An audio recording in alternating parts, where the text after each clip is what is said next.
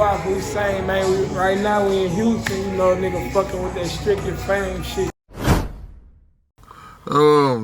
So how was it like just besides that in Louisiana, you know, you had the killings and shit like that, but how was it outside of that, bro? Because so look, I know like it was from me being around the area and shit, bro, that it was all family oriented.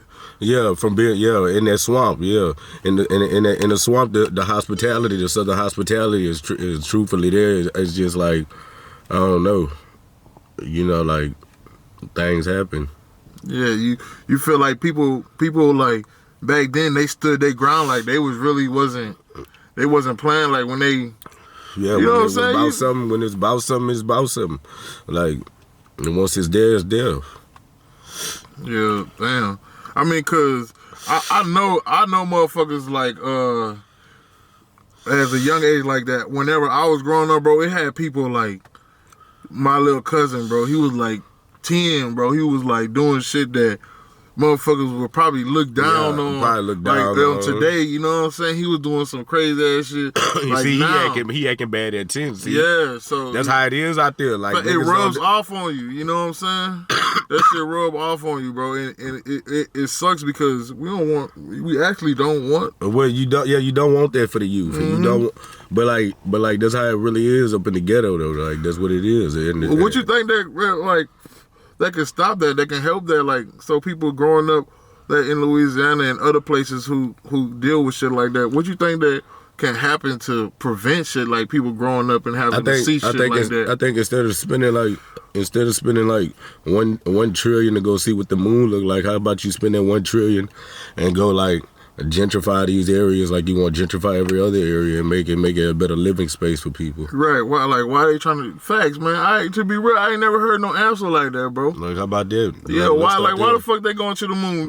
Right. Like where all this charity money going? Mm-hmm. If all this charity money going somewhere, why is there still charities going on? Facts, yeah. That's true. That's what I want to know. Facts, bro. That's an eye opener right there.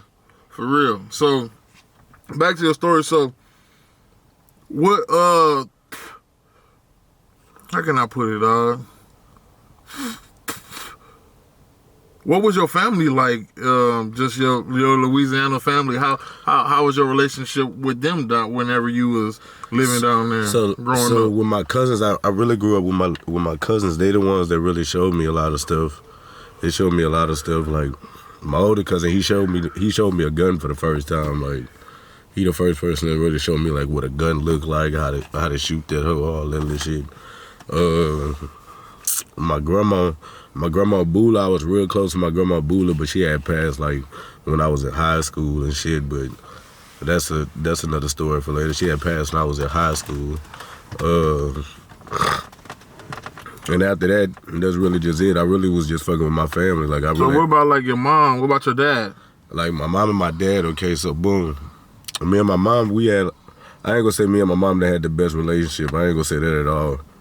Like me and my mom that haven't had a great relationship at all. But you know, like as a man, there comes a time where you gotta like try to mend things like that.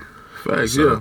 So I try my best these days as I'm growing up as a man to like try to mend those things. Like I understand I made mistakes as a person when I was young, but like I could always mend relationships. Relationships could be mended. Oh, so what about your dad? Like, how was your relationship growing up? My real dad, I don't know his bitch ass. So you never met him before? I mean, I met him when I was probably 21. Oh, really? Yeah, he tried to talk to me. He wanted to speak to me. He wanted to be a part of my life and shit. But I wasn't really on it. Because I felt like I'd already grown up to be a man. Like I needed you when I was a little ass boy. I know how you feel, bro. I never really spoke out about this with a lot of people. My dad, whatever you want to call him, you know what I'm saying? Man, that's a sperm donation. That bitch ain't the man. These New Orleans, I don't understand because your dad from New Orleans. Man, it's like that with the black community in general, bro. It ain't just about that swamp, bro. Nah, facts, but still, like, your dad from New Orleans, my dad from New Orleans. I ain't never tell nobody. My dad, when my brother got killed, bro, my dad, I wouldn't say he reached out, but nigga, my brother ain't never seen him before. I ain't never seen him before. I feel like the nigga pull up to the funeral.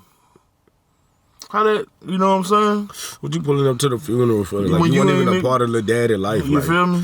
Like, Yeah. like So, come on now. Like, yeah, dog. So that was, I know how you feel, bro. So you ain't even a part of the daddy yeah, life. so I would never, like, I would never try to judge you on that because I did the same shit. And there's a lot of people out there who. And that shit hurt my feelings that I even got to tell you something like that. Yeah.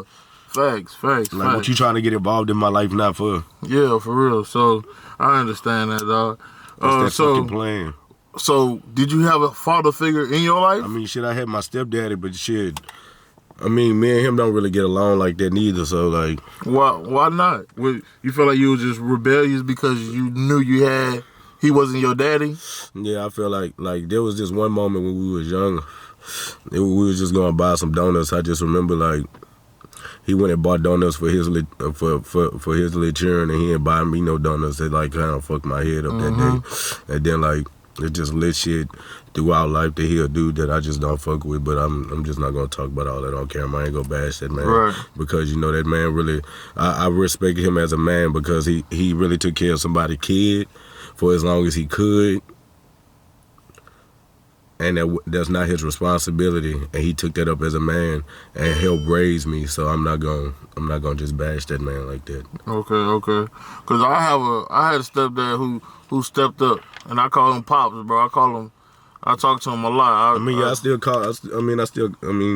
Cause he raised you, bro. You feel what I'm saying? I mean, yeah, he's still cool or whatever. Yeah, he raised you, so I mean, you gotta respect that.